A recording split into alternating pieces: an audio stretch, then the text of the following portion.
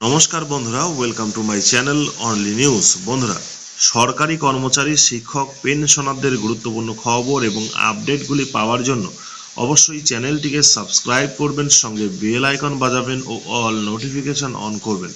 বন্ধুরা, এই মুহূর্তে কেন্দ্রীয় সরকারি কর্মচারীদের জন্য বিরাট বড় সুখবর বলা যেতে পারে কেন্দ্রীয় সরকারি কর্মচারীদের জন্য।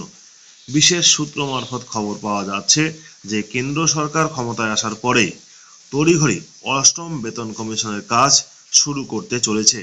বর্তমানে কেন্দ্রীয় সরকারি কর্মচারীরা সপ্তম বেতন কমিশনের নিয়মে বেতন পাচ্ছে এবং রাজ্যের সরকারি কর্মচারীরা অর্থাৎ পশ্চিমবঙ্গের রাজ্যের কর্মচারীরা বেতন পাচ্ছে ষষ্ঠ বেতন কমিশনের অধীনে। কেন্দ্রীয় সরকার এবারে অষ্টম বেতন কমিশনের কাজ শুরু করতে চলেছে। খুব দ্রুত অষ্টম বেতন কমিশন গঠন করা হবে। কেন্দ্রীয় সরকারি কর্মচারীদের স্যালারি রিভিউ, কতটা স্যালারি বৃদ্ধি করা যায় বাজার দরের নিরিখে, সেই হিসেবে অষ্টম বেতন কমিশনের কাজ শুরু হতে চলেছে।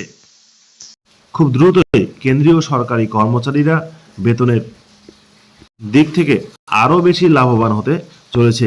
এইমাত্র খবর পাওয়া অনুযায়ী 2-3 মাসের মধ্যে কেন্দ্রীয় সরকার গঠন করবে অষ্টম বেতন কমিশন এবং অষ্টম বেতন কমিশন তার নির্দিষ্ট কাজ করার পরে রিপোর্ট জমা করবে সরকারের কাছে, অর্থাৎ কেন্দ্রীয় সরকারের কাছে, এবং দ্রুত বেতন বৃদ্ধি হতে চলেছে কেন্দ্রীয় সরকারি কর্মচারীদের।